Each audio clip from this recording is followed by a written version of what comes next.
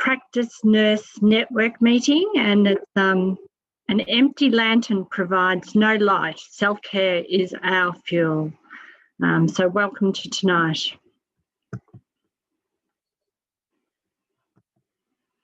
First of all, I would like to do an acknowledgement of country. I wish to acknowledge and pay my respects to the traditional custodians of this land. I pay my respects to their elders past, present and future. And I would also like to extend my respect and acknowledge any Aboriginal and Torres Strait Islander people that might be present here tonight. My name is Catherine Wilkes. I'm a Regional Services Officer with Gippsland PHN, and I cover the Latrobe Bor area. So hi, all those practice managers, nurses and everybody else who I might have met over the last little time. And yeah, welcome to tonight's session.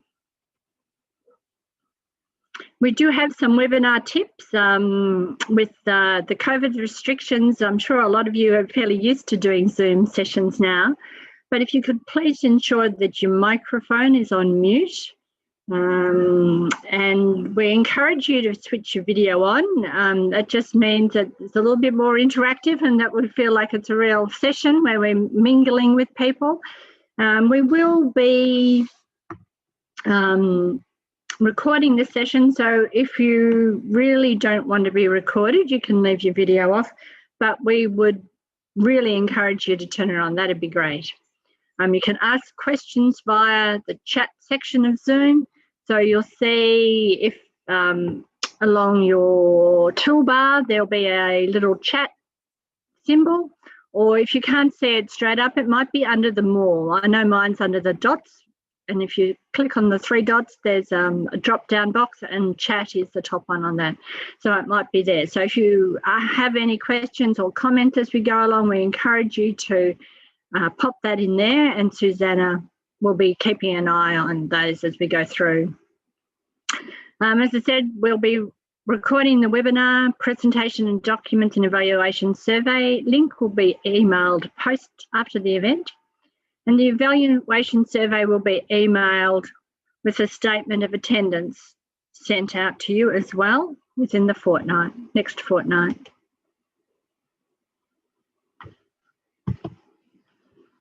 Right, now we come to the exciting bit. Our presenter tonight is Susanna Lampert. Welcome, Susanna. Susanna has lots of experience and lots of qualifications in mental health as well. And many of us who've worked in the Latrobe Valley area, in fact, the whole Gippsland area, may well have come across Susanna over the last 30 odd years. So we're really excited to have Susanna presenting this session tonight. And Susanna has extensive experience as well in mental health training and education in both development and delivery. Passionate advocate for decreasing stigma and increasing mental health literacy across the community. So welcome, Susanna. Thank you for everybody who's in attendance, and I'll stop my share now and hand over to Susanna. Thank you, Catherine, and thanks everyone for attending. I'm just going to share my screen and then we'll make a start.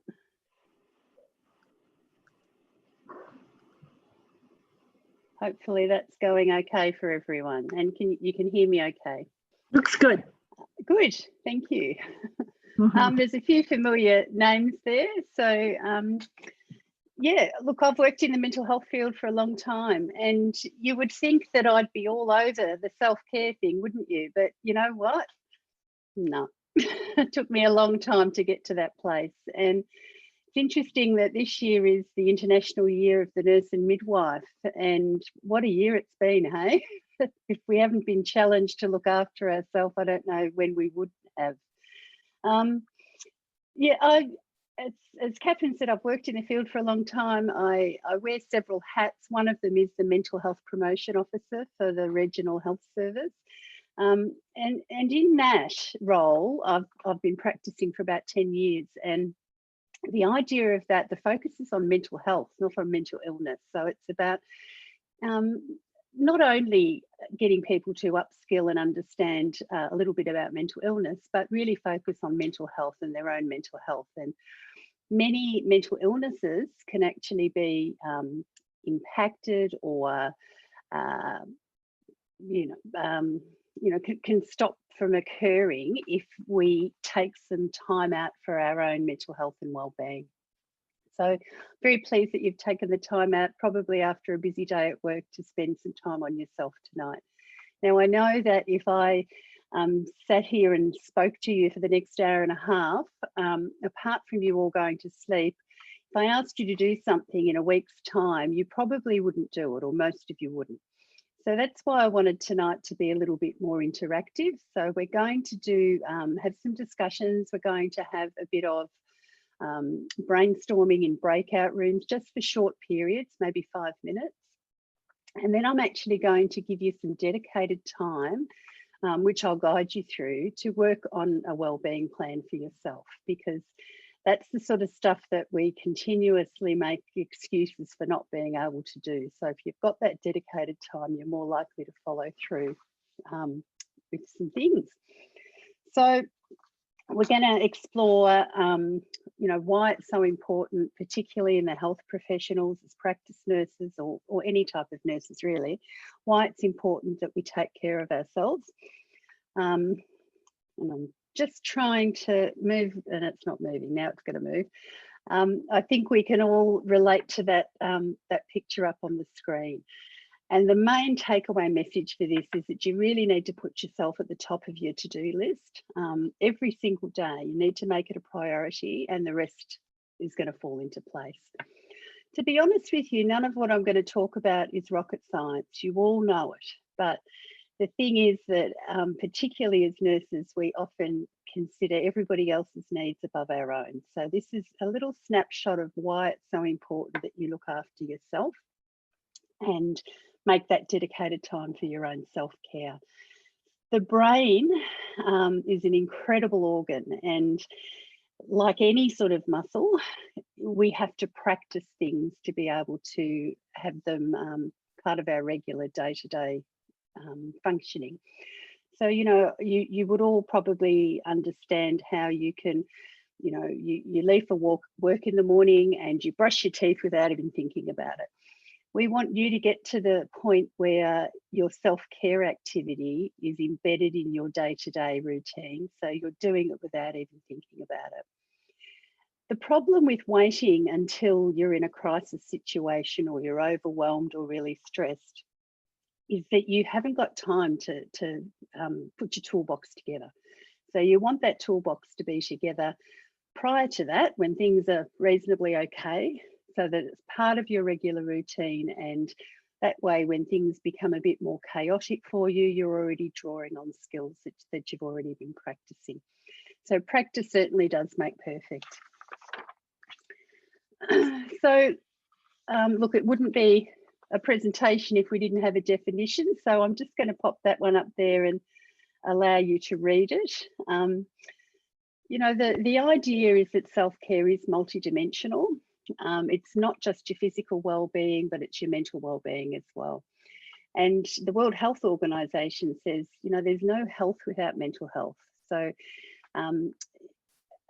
we need to ensure that not only our physical health, but our mental health is strong and robust, and it's something that we take a lot of pride in and we work on.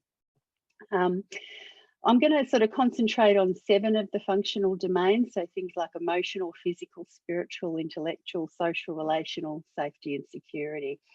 Self-care is more than just having a hot bath. We all have these ideas in our head of, a massage or a hot bath is self-care, but it's actually a little bit more complicated than that.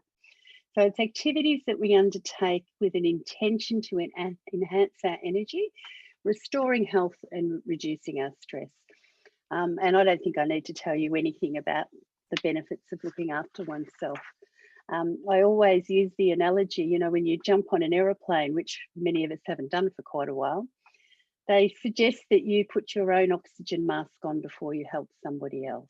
And that's the same thing with the self-care concept. You need to look after yourself. You can't serve from an empty vessel. The other thing around well-being and mental health, as opposed to illness, it's not just the absence of illness. So if we use perhaps another analogy of, you know, physical illness, somebody could have, say, diabetes, yet it's well managed. You know, they're very mindful of what they have to do or not do to keep themselves well. So it doesn't mean that they're sick all the time. And the same goes for mental health as well. So you can, of course, have an illness and still practice a degree of mental health and well-being, which is something that we should all strive for. Again, as I said, not rocket science. So the point of self-care is self-evident. And I think particularly when you work in a field where you are caring for others, it is even more important that you take care of yourself.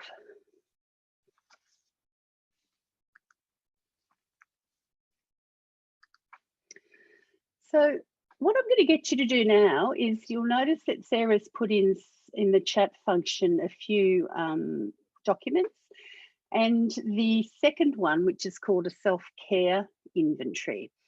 If you'd like to either open that up or print it off, whatever you want to do, whatever's easier for you.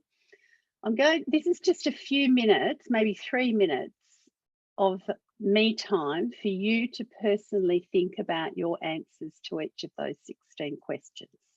Okay, so I will give you a moment to open them, download them, answer the questions.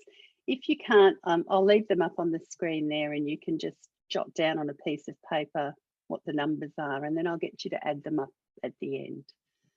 So you need to score them as a 3, 2, 1, or 0. So very like me, unlike me, or very unlike me. I'll just give you a couple of moments to do that.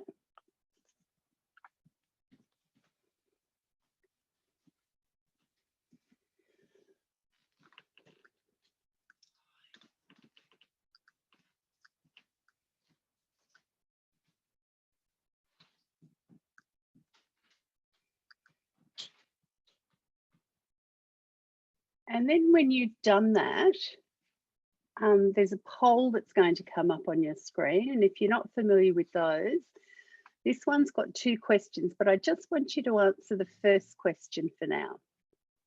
So this is your score from your self-care inventory. So I'm going to launch the poll. And if people could then choose the number that corresponds with the score that you have allocated yourself.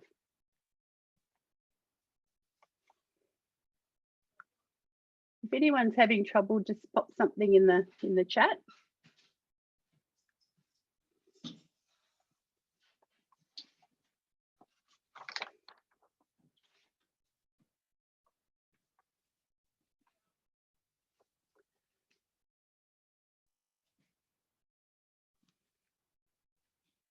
We've got some people have done the second one, but don't worry.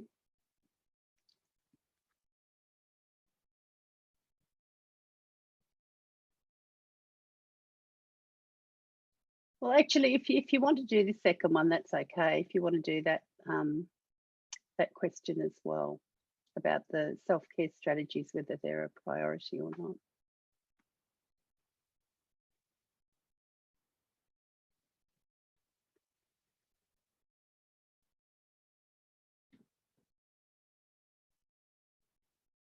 So we've only got 8% of people that have entered their result on the poll so far. So I'll give you another minute, say, to finish up.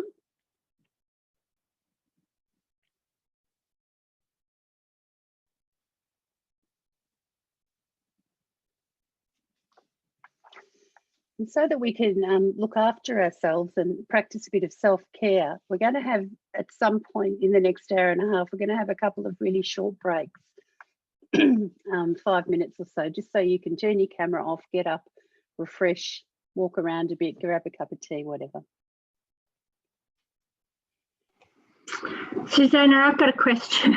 Yeah. Sorry, how do I enter the poll figure, the number? You should have, someone can't see the poll. You should be able to. It should come up with you. It should come up in front of you. Have you got, Catherine, have you got the It's actually just up? I've got the little thing that says end poll, but I didn't actually put my figures in a slot. Oh, you know why you can't do it? Because you're a host, one of the admins. Righto, yeah. Cool. No now, problem. So Denise says that she can't see the poll. Sorry, you sent me that privately, Denise. Sorry. It popped up, but now it's disappeared from my screen. I don't know how to get it back. I wonder if it's gone behind the presentation, maybe. It might be elsewhere on your computer.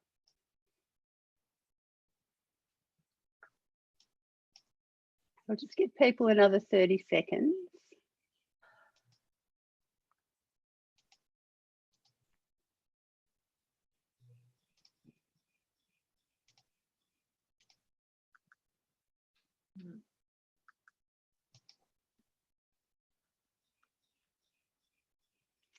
It doesn't matter, Denise, so long as you know your number. I just thought it might be easier for people to put their results up anonymously rather than being put on the spot.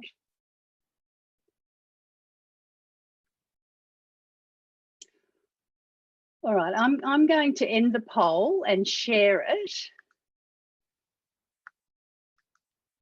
So the results should be coming up now for people. Yep, Catherine's nodding.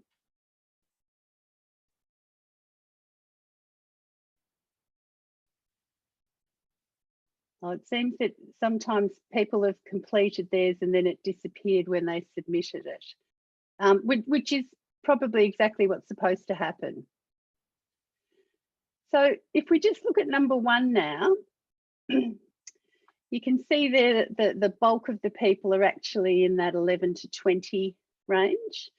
I'm pleased to see that there's no one in the 0 to 10 range.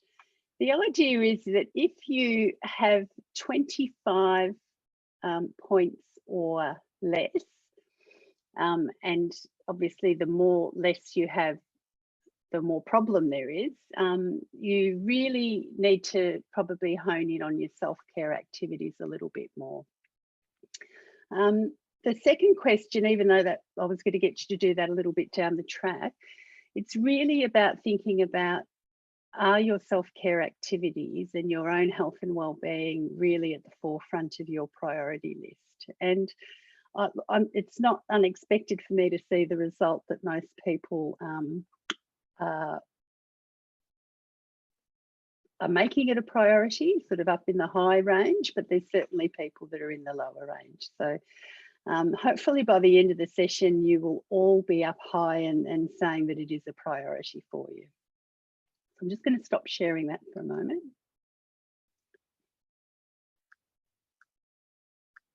And get out of it.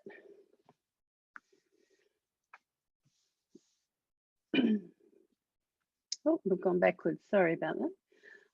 So in terms of current self-care strategies, I want you to just take a moment to think about some of the things that you do for yourself now on a regular basis. So something not that you do occasionally, but something that's part of your routine.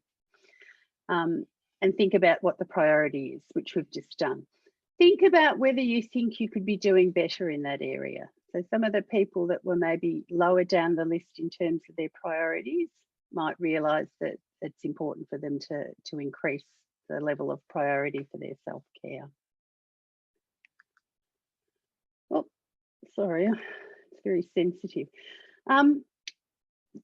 Mindfulness is one of those words that's really been a catchphrase for about the last 5 years. Everyone talks about it. Most people know what it is. The benefits really are very well evidenced and documented. There's tens of thousands of research papers that cite the evidence of mindfulness, and we're going to have a look at a little clip shortly that'll explain some of it. Mindfulness basically is about sort of sitting with and being in the moment. If you think about it, you can't change what's happened in the past. You don't know what's going to happen in the future. So thinking about the here and now is actually good for our mental health. So as we become older and you know, go into adulthood, we have different pressures and different priorities. Now, when you're a child, you know, you can go outside in the garden and you've got no, you know, competing attentions for your mind. There's no deadlines, there's no appointments, there's no plans that you've got to put in place, there's no shopping list you've got to generate. You're just totally in the moment. And that's very much what mindfulness is about, bringing your focus and your attention to what's going on now. So as you know, with the child would walk out into a paddock, they might look at the tiniest little piece of grass or an ant crawling on the ground, whereas an adult, we don't even think about those things. So mindfulness is really about bringing your attention back to the here and now and focusing on things that are in your immediate environment. So it might be, you know, all those sensory things. So what you can see, what you can smell, what you can taste, what you can feel, etc. I'm going to, because I figured you're all nurses, I thought it would be important for you to see a little bit of the evidence around mindfulness. So I'm going to share a clip that's available on YouTube. It's going to talk through the science behind what they can actually see when people start engaging in mindfulness on a regular basis. Like I said before, remember, to create a habit, you have to continuously practice. So it's no good, you know, trying to do this once a week and think that it's going to make any benefits in your life. You really have to commit, and it can only, you know, it only needs to be 5 or 10 minutes a day. But commit to a routine that includes something like mindfulness, and you will very quickly see the benefits. So just going to hope that this comes up. Oh, I'm sorry, you've got the ad as well. And I just need to make sure that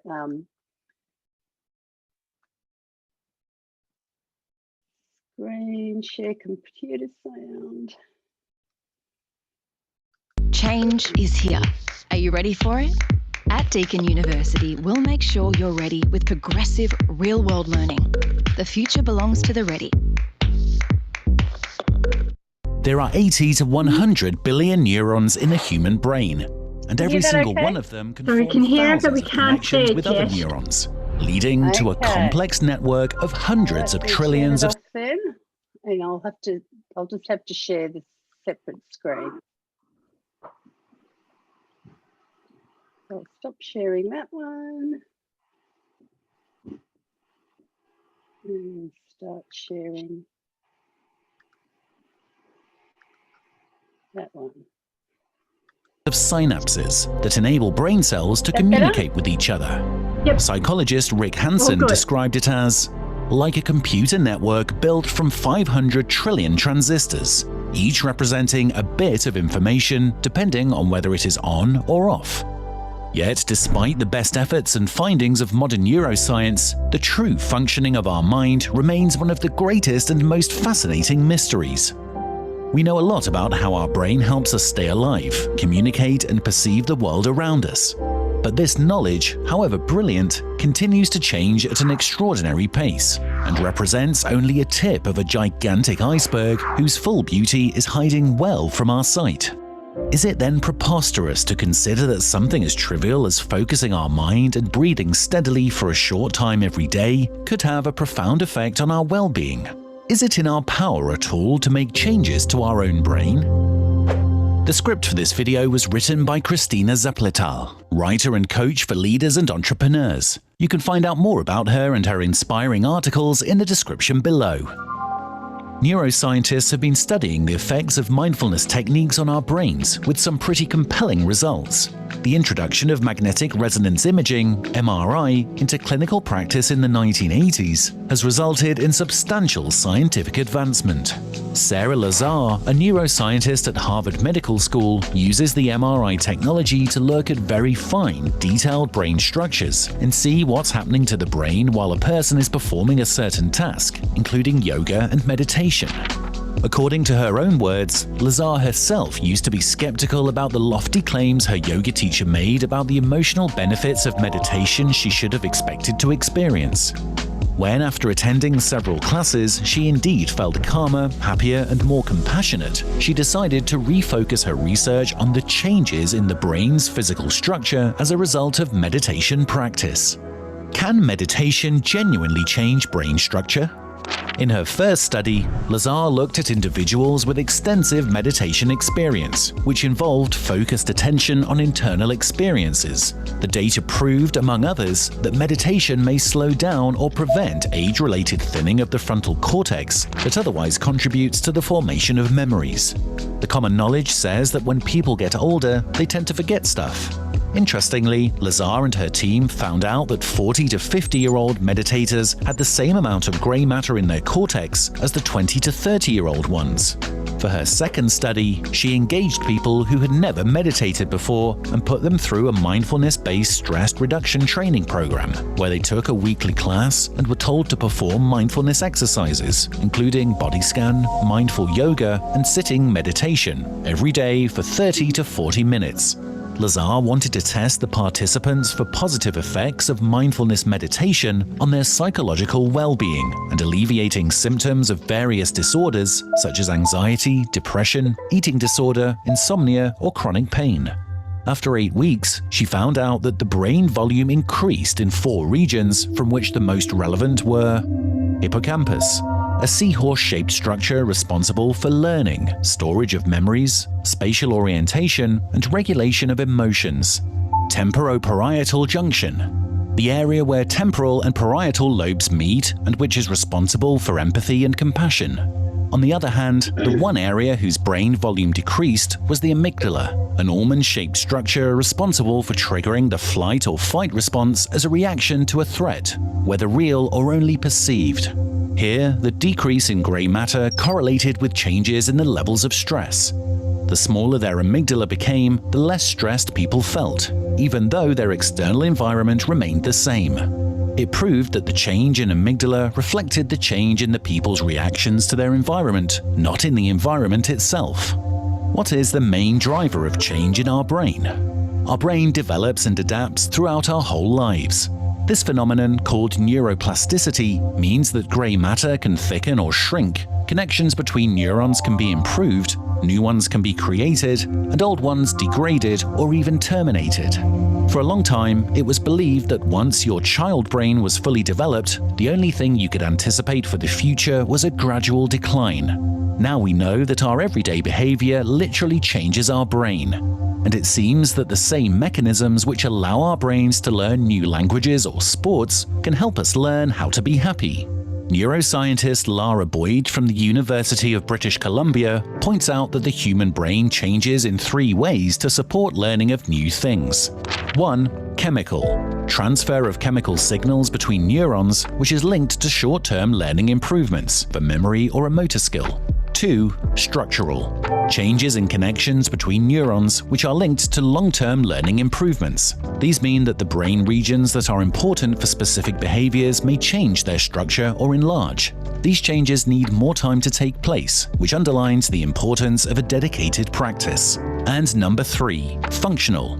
Increased excitability of a brain region in relation to a certain behavior. In essence, the more you use a particular brain region, the easier it is to trigger its use again. Is happiness a gift or a developed skill?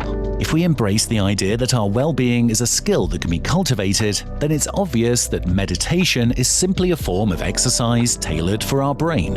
While there's not enough scientific data available to measure the benefits of a 5-minute versus a 30-minute mindfulness session, the way in which our brain changes over time suggests that we can actively foster lasting results with regular practice. Scientists from the Center for Healthy Minds at the University of Wisconsin-Madison defined well-being from the viewpoint of these 4 areas. Sustained positive emotion. In a study that examined response to positive images, individuals with higher activity in those brain regions linked to positive emotions reported a higher level of psychological well-being. Recovery from negative emotion. There is evidence that mindfulness training leads to greater resilience to painful stimuli. In this study, experienced meditators reported the same pain intensity as individuals with little mindfulness experience, but less unpleasantness. Pro-social behavior and generosity. Behavior that increases social bonds and improves the quality of social relationships increases well-being. Research then suggests that compassion can be cultivated with mental training. Mindfulness and mind-wandering.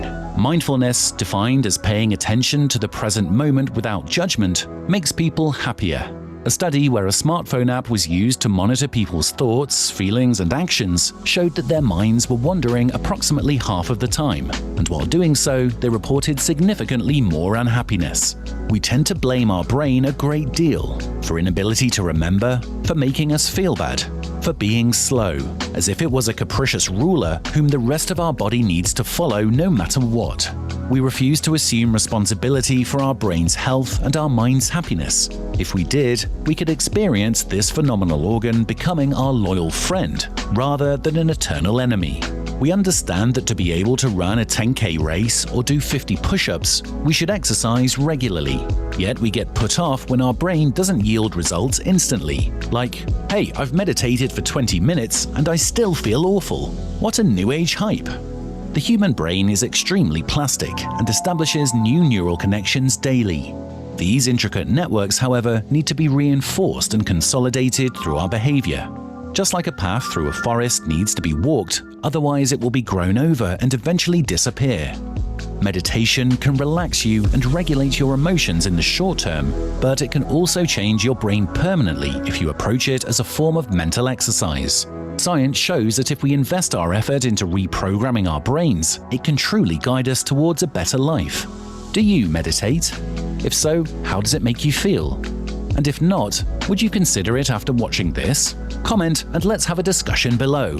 Thanks again to Christina Zapletal for the script for this video. You can find more about her and her inspiring articles in the description below.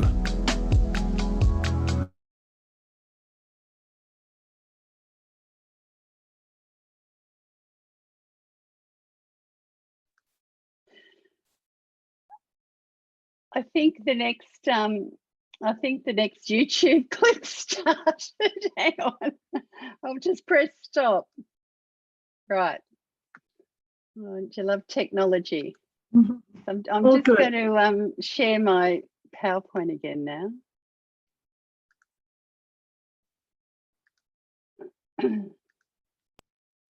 Okay. So I think it's really interesting when you look at the science behind it. You know, I don't know how many years you guys have been in nursing, but certainly when I started my nursing and learned about the brain, things have come an awfully long way since then. In fact, some of the things I was taught are not even true anymore. Who'd have thought about, you know, neuroplasticity being a thing? But as the years have gone by, we realise that our brain is an incredible organ and an incredible muscle, and it can regenerate. So again, they mentioned there about, you know, practicing something, doing it over and over again so that it becomes a habit, not just mindfulness, but anything that you might be involved with. Oh gosh, it's very sensitive. So one of the other components of wellness is intellectual wellness. So the importance of really needing to stimulate your brain. Engaging your mind in some sort of daily activity, whether it be creative, something that challenges your mind. So I don't know, maybe people might like to offer some suggestions about what that might be. What's some examples of things that you might be able to use or do to stimulate your brain?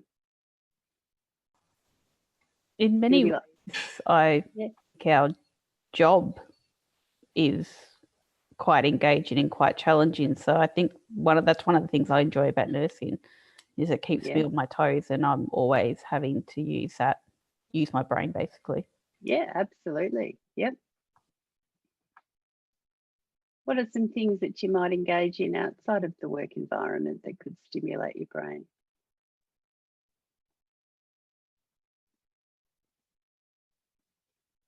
Challenge your brain.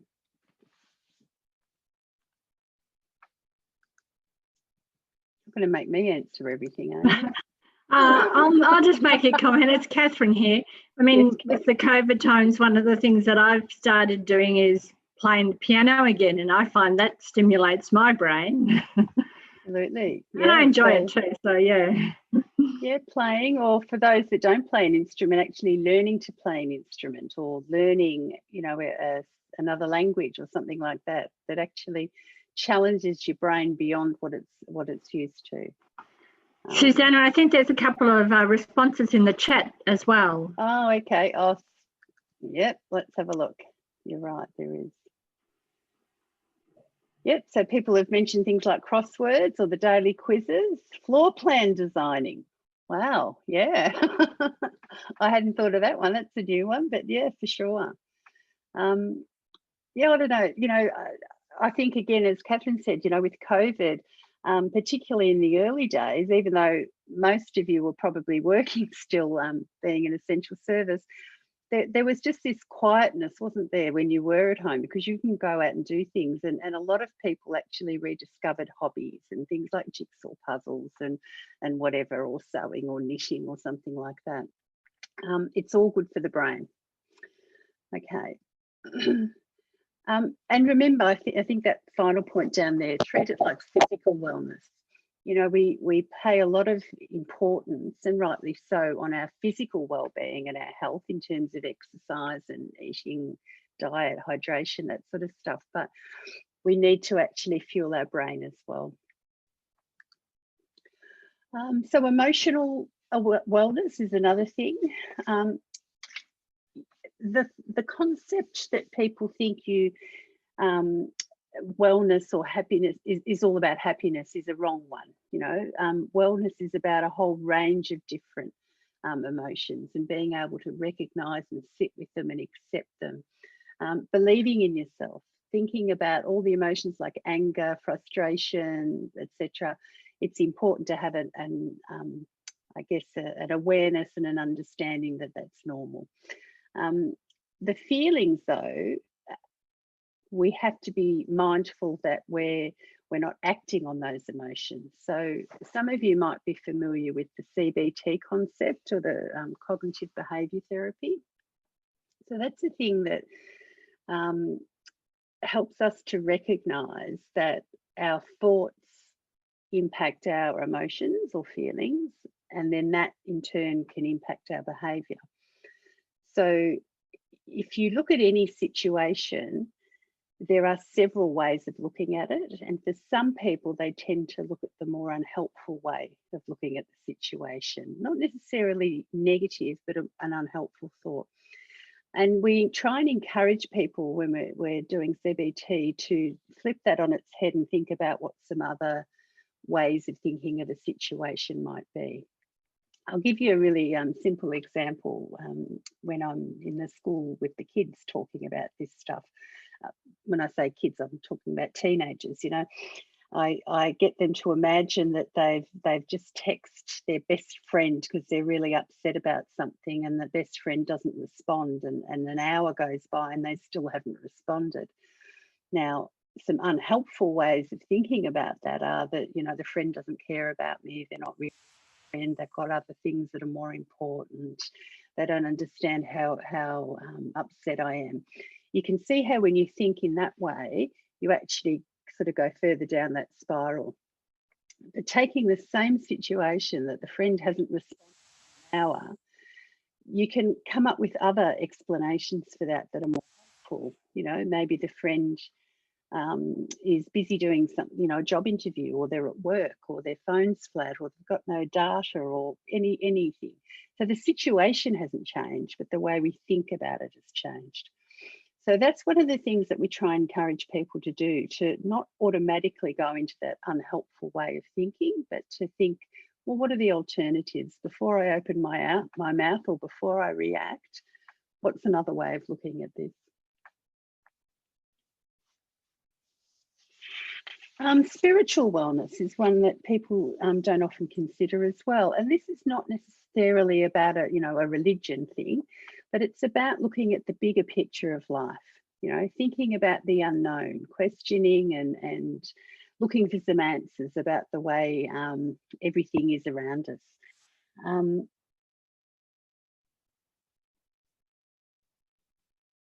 So different values that people have in the world. Certainly we've been stretched with all that stuff lately, haven't we? From different countries and different opinions. But considering spiritual wellness could be part of your self-care activity or plan. Social wellness. This has really been tested this year, hasn't it? In terms of connection with others. And I think one of the most important things for people's mental health and well-being is a sense of belonging, a sense of connection with other people. And what we've found is that this year with COVID and with the inability for young people to interact the same way, the incidence of people feeling particularly lonely, feeling very depressed, feeling anxious has increased. Part of that is because they're so used to being connected in this day and age, 24/7. And I think you'd all agree, when you can't do something, you want to do it more, don't you? So that inability to be able to go out and socialise with others has been very, very difficult. And I think that's one of the things that I've been very appreciative of, still being able to work through this whole thing. I'm able to get out of the house. I'm able to go and see other people and interact and keep working. I don't know, that the thought of working from home sounds really attractive to me, but I imagine after 8 or 9 months of it, it's less attractive. So, so somebody's mentioned about churchgoers not being able to attend their congregation. Absolutely. My mum is 91. She lives locally and she goes to church every day. That's her connection, not only with other people necessarily, but with her higher being. And the fact that she wasn't able to do that was devastating for her. It's the one thing that she's committed to in her life, and that gave her some sense of security and belonging, and that was just all stopped. So absolutely. Environmental wellness, that's another aspect that you might consider as well, in terms of your relationship with your surroundings, the impact that we have on that, and how we can live in harmony.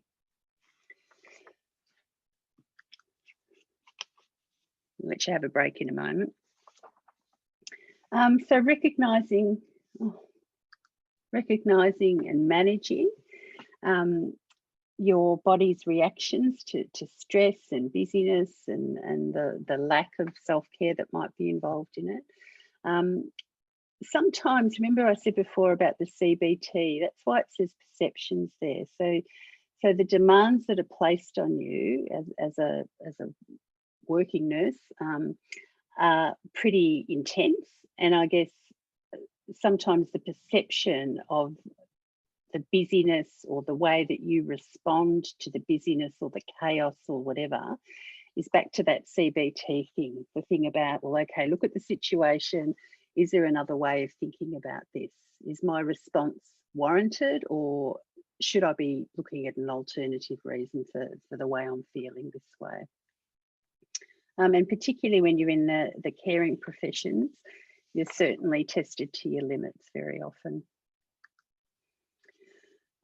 As I said before, it's important to take some action, which we'll be doing shortly, and implement a routine now so that you're not waiting for things to be too chaotic. That's not the time. You want to build a box now, make sure that you've got things in place that you do on a regular routine basis, hopefully daily, but it's really difficult to go from perhaps very little to something daily, but that's the optimal goal that we want you to have. the idea then is that if a crisis occurs or something very overwhelming happens, you're already doing those self-care activities. So it's not that you've got to find extra time or anything. At work, I guess, you know, it's important too to consider how you can stay, how you can look after yourself and how you can stay mentally healthy at work. So I was going to get you to break off, but I don't think we've really got time to do that. But thinking about in terms of your workplace, what are some of the things that could be put in place that encourage your self-care? I don't know, I mean, certainly, you know, when you work in a hospital setting, I'm not sure if it's the same in the practice setting, but you know, you can count on one hand the times you get a break, or, you know, how many hours you've got to hang on before you can go to the toilet. But those things are really, really important. So remembering that it's important to look after yourself, to take some time out, to ask for help, to be able to identify when you might be struggling or when you're overwhelmed or when the workload's too strong, and actually doing something about it. Sometimes there's some of these little activities that you can do, you know, mini massage, so things like you know, the temple massage or the webs of your fingers, or even just a 2-minute mindfulness moment. I used to have, I do a lot of work at a desk these days, and I used to have a chime on my computer that every 30 minutes it would go off and just remind me to have a moment of mindfulness. So I would, if I possibly could, just stop what I was doing and actually really try and focus on the moment. So putting some little tiny strategies in place might be important. And of course, away from work, lots of different things, and you're going to get to do an activity on this shortly. Not just zoning out, it's actually, remember, the self-care thing is about identifying something and having an intention and a purpose behind what you're doing. So we know that, you know, eating well, hydrating, exercise, good sleep, all those things are really good for our physical health. They're just as important in our mental health and our self-care. Emotional intelligence is something, again, that's been a bit of a catchphrase for the last 10 years or so. And basically, it's the ability to recognise your own feelings and those of others, to be able to motivate ourselves and manage our emotions and manage the emotions that others bring up in us. So having an awareness of our own emotional intelligence is important. This is really where I'm, you know, teaching my grandmother to suck eggs. But again, some of these things around our physical health are very important, and we might be really good at telling our clients or our patients what they should be doing, but are we doing these things ourselves?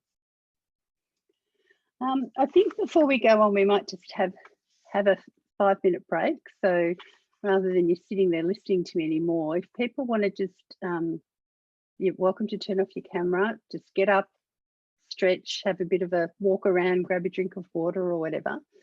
I usually just set my timer on my phone for 5 minutes, so I know that I'll be back in time. If people want to do that, that might be the easiest thing. So we'll do 5 minutes from now and then we'll reconvene. Left on my clock.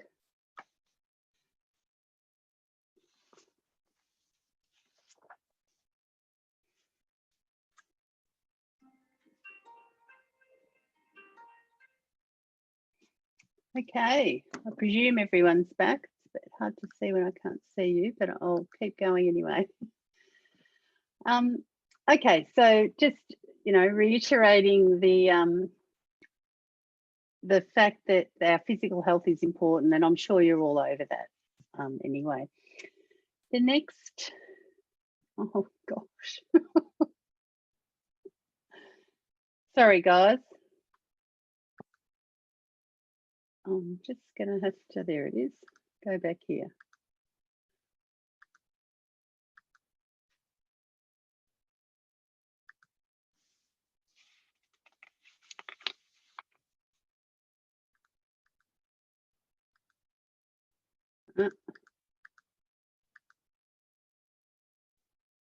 I'm going to flick through a couple of these slides because I'm conscious of the time, and I do want you to be able to spend some time looking at your barriers and working on your self-care plan. So it's important that you think about what some of your warning signs are that maybe you're becoming more stressed, whether it be work-related or otherwise, and put a plan in place. As I said, at work, take your breaks, keep hydrated, think of your own emotional response when you're dealing with other people. Oh, I was way behind, wasn't I? Gratitude, right, we're back on track now. The more you concentrate on your own awareness of your body and your mind and what's going on, the more you start to think about gratitude. And there's a lot of science involved in the fact that if you're grateful for things, you tend to have a more positive outlook on life. So again, it's that CBT thing. You know, if you're concentrating on the negative things all the time, you tend to behave in a more negative way, or you get into a pattern of being more negative or unhelpful in the way you think. Whereas if, again, you think about gratitude and you think about the things that you're grateful for, it's like you're feeding your brain with some more helpful and more positive stuff. So it's very good for your mental health and well-being. Again, look, you're all over this, I'm sure, but in terms of sleep, certainly in the health profession, you might have done years and years of shift work, and sleep is not necessarily something that comes easy to you. But the impacts of poor sleep are huge. You know, we all need usually a little bit less sleep as we get older, but it has to be a good quality sleep. So things like the delta sleep which is the third and fourth stage, is what's usually involved with restoring the body and physical energy. And the REM sleep is more important in restoring mental functions such as memory and concentration. Caffeine is another thing. Certainly, you know, with the advent of caffeinated drinks, not just the coffee, tea, but the Red Bull and all those sort of things, can actually have significant impacts on your health, both mentally and physically. So there's just a few lists of some of the mild, moderate and more severe symptoms that you might encounter if you're taking in too much caffeine. In terms of substance abuse or misuse, healthcare workers are shown in research to have a much higher risk for substance use disorders.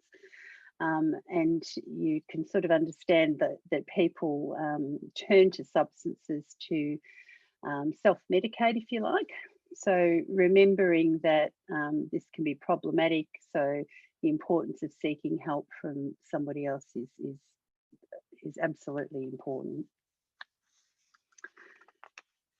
So in terms of how you seek help, you know, where you get that help from, I'm not sure if you're all familiar, well, certainly you would have access to employee assistance programs and that type of thing, but the nursing and midwifery health program is something that we have in Victoria, which is free, confidential, and they've got some fantastic resources. If you haven't had a look at their website, I strongly encourage you to. We were going to do a little breakout now, but again, I think we're probably running out of time, so we won't.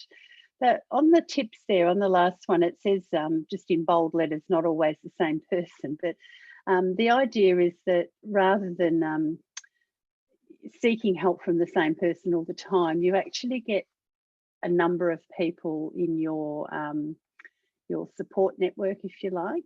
And one of the things you'll do in a moment when you look at your wellbeing plan is actually put down the names of 3 people that you feel comfortable talking to, and actually identifying who they are. So sometimes when we're in crisis, it's not the best time to try and figure out who you want to talk to. So actually taking the time out beforehand and thinking about who is it that you trust, who is it that you feel that you can talk to that won't be judgmental, and try and elicit their help by writing their names down, so that if things get more chaotic for you, you've already thought about who it is in your life that you'd be able to turn to. In terms of your work team, it's not just about your own self-care and mental health and well-being, it's about the whole team. So thinking about your co-workers, whether they might be struggling, noticing when, things are not necessarily going well for them, whether there's sort of a change in their thoughts, feelings or behaviours, whether it's impacting their ability to function and whether it's sustained. So that might be your cue to approach them and have a chat with them. Or if you're not the best person to do that, find somebody else that is. I think it's always interesting that people assume that the manager should be the one to have that conversation with someone, but usually it's your co-workers, if you've got a good relationship with them, that are much better received by reaching out to each other. So the self-care is not just taking care of ourselves, but taking care of our co-workers as well. So setting goals, you've probably all seen that little smart thing over there in terms of your own self-care. It's a continuous process. It's not something that you're going to try once or twice. You really have to start making it into a habit.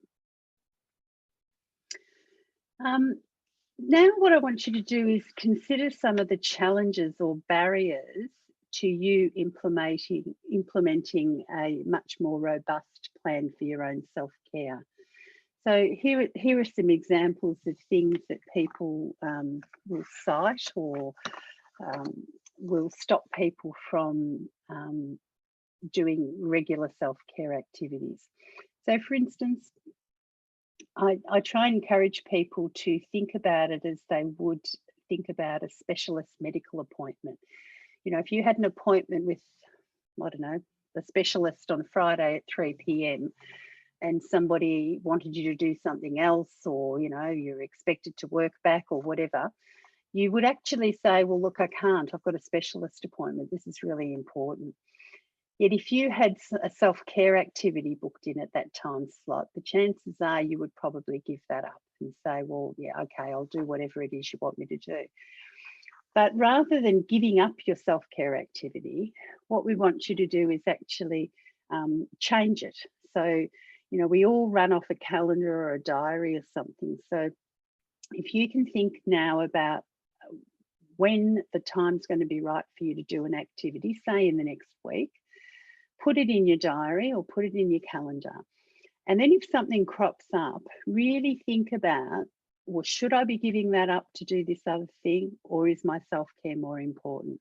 Now, I understand that sometimes you will turf self-care activity, but rather than turfing it, it's about rescheduling it. So putting it somewhere else in your diary. So saying, all right, 2 p.m. Friday, I've now got to do that. So I'm going to do it at 6 p.m. on Friday or 10 a.m. on Saturday.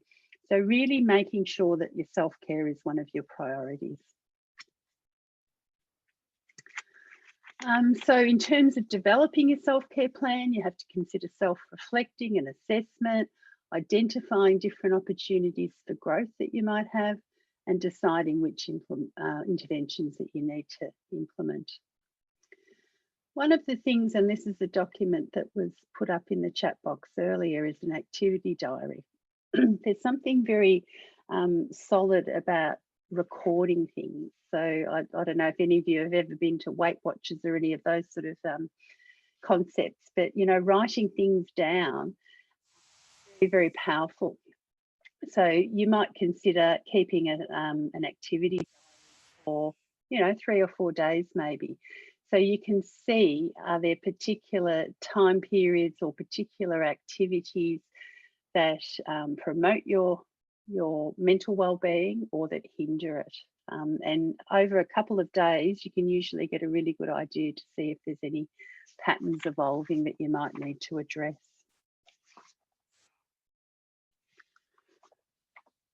So what I'm going to get you to do now is, on an individual basis, is to look at the wellbeing plan template that's posted in the chat, and really think about you personally and what are some of your barriers in your life and what are some of the habits that are stopping you from implementing a very robust self-care plan. So this is not something that you need to do with anyone else because you've all got different barriers and different habits that you come up with. So I just want you to take maybe say 4 minutes to try and identify in your wellbeing plan what the barriers and habits are. So I'll just give you a moment to do that. And that's the first 2 sections of the wellbeing plan.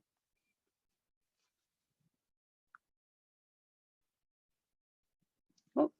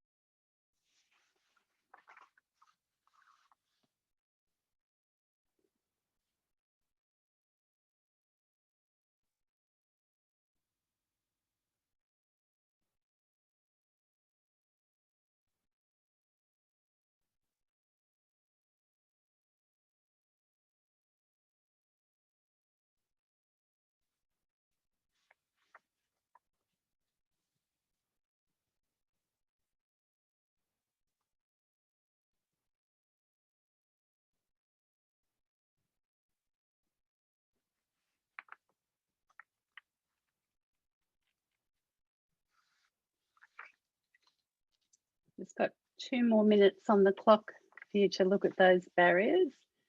And if you have finished that part of it, you can, on the second page, look at the 3 people that you can talk to and maybe write down their names as well.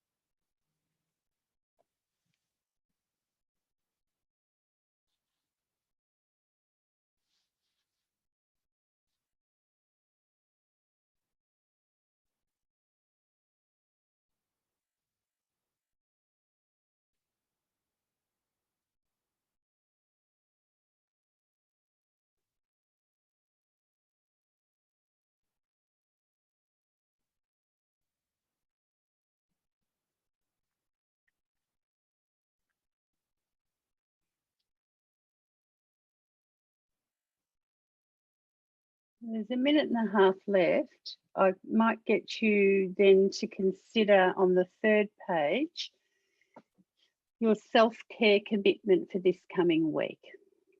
So it asks you there to be specific. What will you do and when? So actually try and articulate a self-care, a deliberate act of self-care. If you normally do things on a reasonably regular basis, put something else in there, add something to it. Try and build that toolbox up for yourself.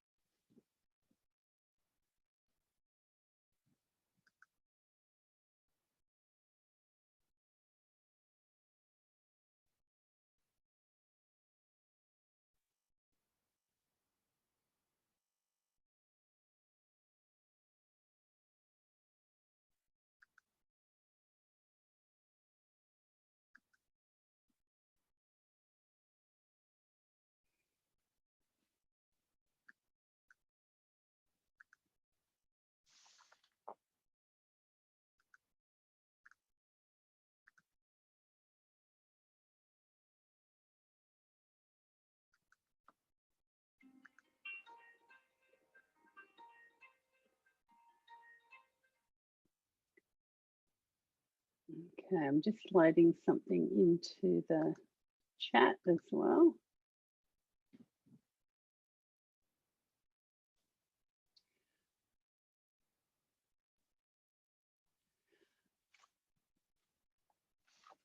Look, I'm not going to ask you to share unless anyone particularly wants to, you know, to share the commitment that they've made for themselves.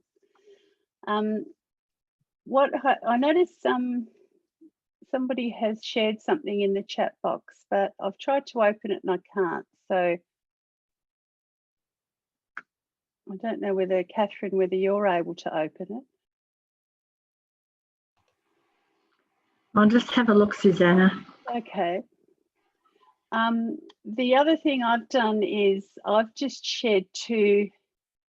Oh, the message is it's okay, don't worry. I've just shared two sheets that I normally hand out when I do face-to-face training that I thought people might be interested in. The first one is 85 presents to give yourself, and the next one is 101 tips to manage your stress. They were just very simple, easy things. You know, people often think about self-care activities as being very cumbersome or expensive or, you know, not within their reach. So they're just some really simple ideas for you.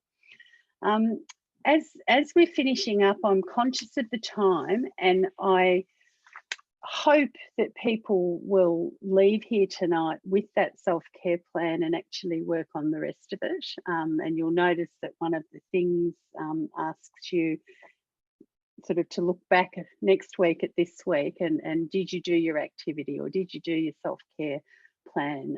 How did you go with it? If you didn't, why didn't you? People often cite things like, you know, not having the time. But, you know, we've all got 24 hours in the day.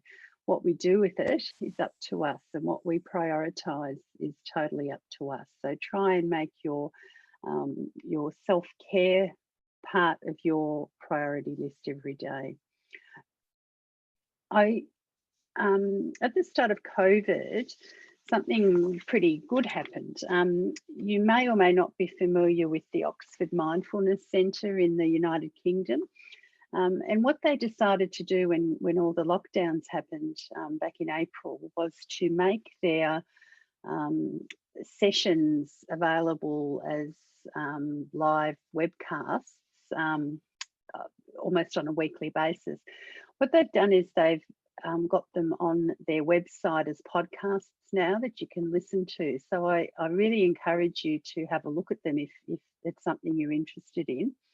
Now, I did post a link in the chat function, but what I was hoping we would do, and we've just got enough time to do that, is to actually do this next 10-minute activity and listen to the very soothing voice of somebody from that organisation. So I'll just try and share that screen and make a start on it, and then we'll look at some questions. So just give me a moment. Just find a nice, comfortable position to be in. I'll stop sharing that one and turn on another share.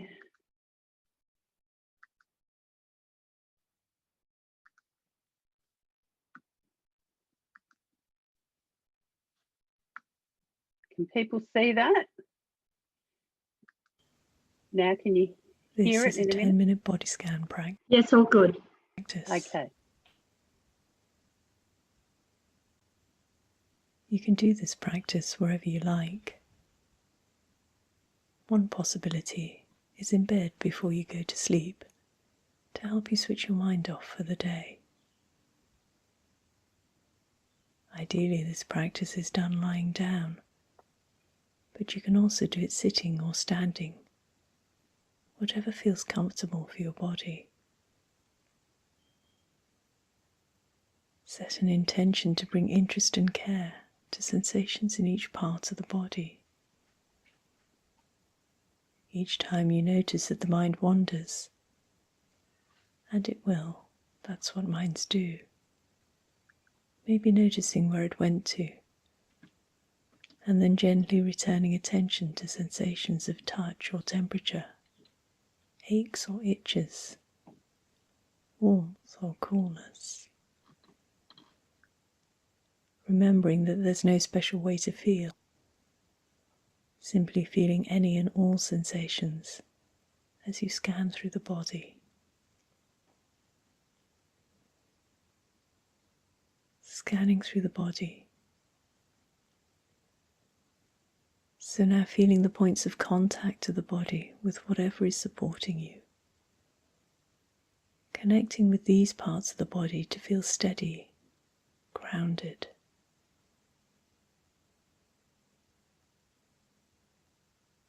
And having a sense of the body as a whole.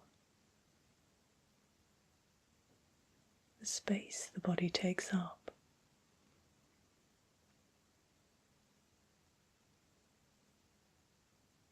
Noticing what's here in the body now. Itches, tingles or aches. Softness, warmth or comfort.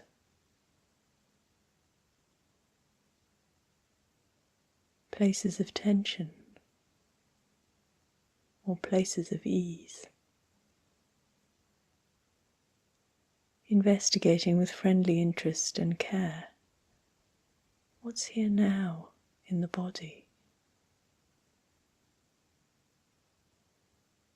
And when you're ready, narrowing the focus of your attention to the head area, getting a sense of the head as a whole and the space it takes up.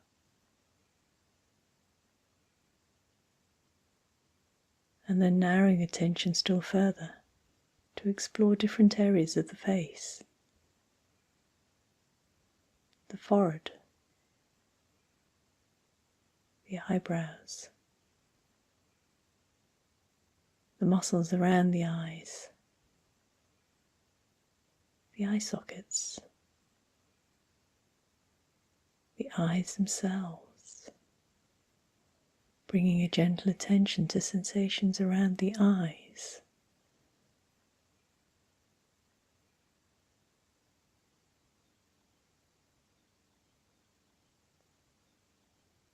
And the nose. Perhaps aware of the movement of air as you breathe.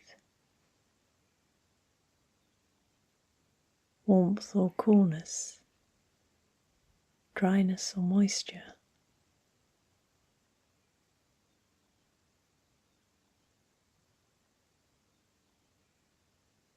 And the cheeks.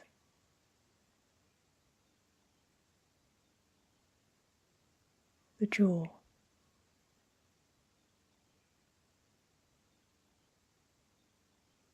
The mouth. And chin.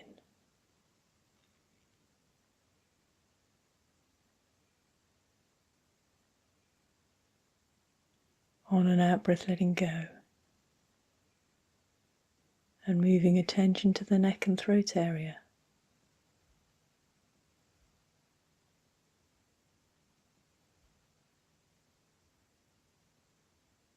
The shoulders.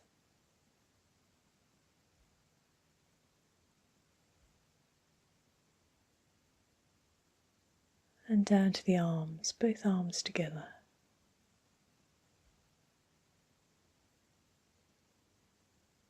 The hands. Moving attention all the way out to the fingertips and thumb tips. Perhaps playfully exploring the sensations of contact, touch, temperature. The whole hand, palm of hand, back of hand, both hands together. And moving attention into the torso. Perhaps tuning into a sense of the shape of the torso. And sensations as the torso moves.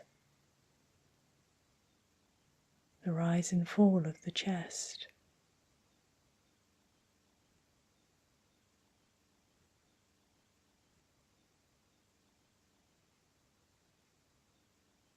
and the stretching and releasing of the belly as you breathe.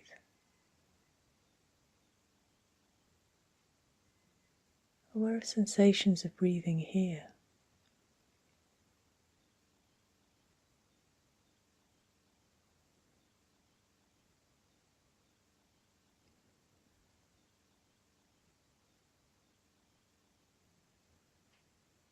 And moving attention into the lower back.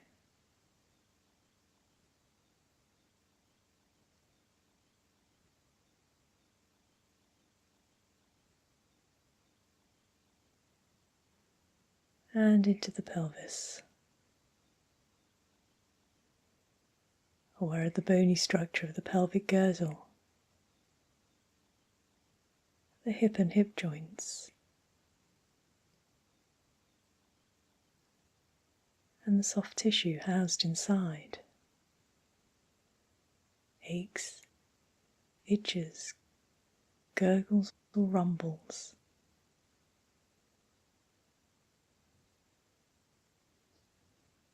Or sensations in the pelvic region.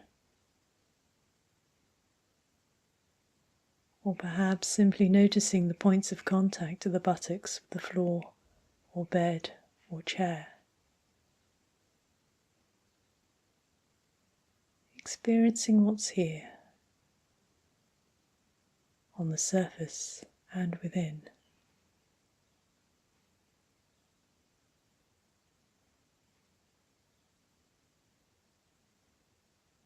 Then moving awareness to the legs, both legs together, upper legs, knees, lower legs, ankles.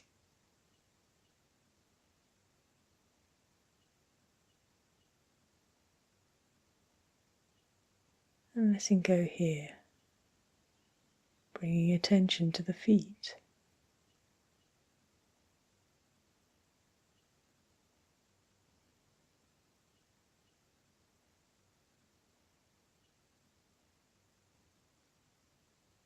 And now coming back to a sense of the body as a whole.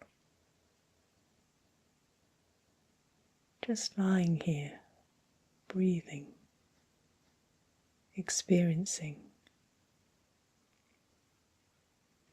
resting in awareness. As best you can, allowing yourself to be exactly as you are. Allowing your body to be exactly as you find it, right here, right now.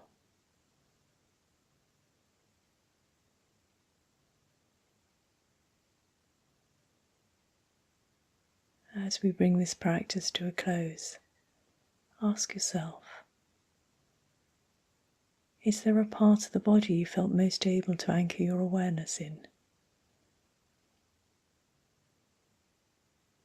Perhaps your hands, or feet, or belly. Maybe this part of the body can be somewhere you can return to in any moment to anchor and steady yourself.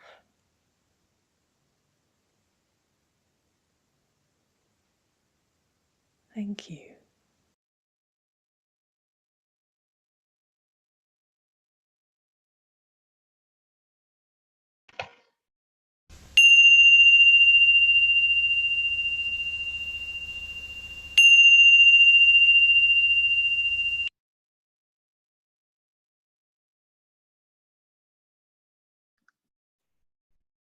Okay. Am I back on?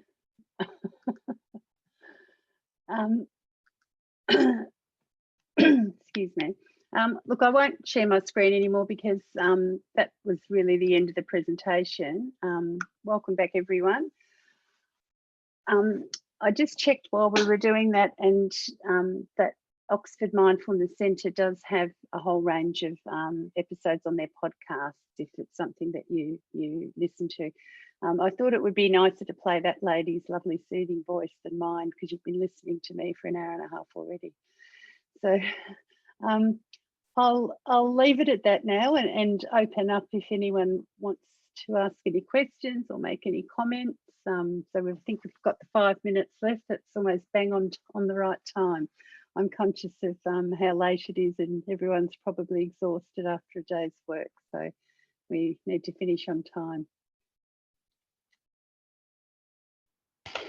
Susanna, I just wanted to ask a question about the body scan. Is that on their website or is it a YouTube thing or both? It's on their website. On their website. So Great.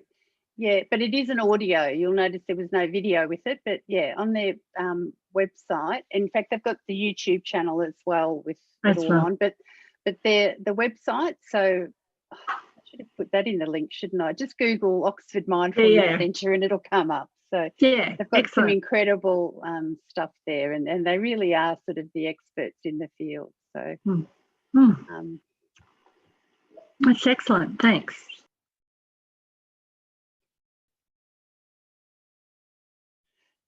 So look, I just really want to encourage people to, as I said at the very start, it's not rocket science. This is simple stuff that you all know and that you all, you know, teach your patients constantly. But I hope if nothing else, it's tonight has given you a little bit of a restart and a you know, getting you to reconsider the importance of self-care in your own care in your own life and how important it is, and make it a priority. Well, thanks, Susanna. I think people are a bit shy with their questions. All right. But I think it's not really one of those topics that necessarily generates questions, though. As I said, people know all this stuff, don't they? It's just about, you know, putting it in practice. Yeah. Thanks for your encouragement tonight to put it into practice and your tips on how to increase and improve our own well-being and to take some action or make some time to take some action and to sort of check back in on how we're going in a week or so as well. I think that's a really good tip for us as well. Thanks to all the participants who once again joined us at Gippsland PHN. We hope you found some, I'm sure you found some benefit in our wonderful session with Susanna tonight, and we look forward to linking in with you on some similar sessions in the future. Thanks once again, Susanna. Thank you, everyone. Thanks for your time. Go out and self-care. Thanks for joining us. Bye-bye. Bye-bye.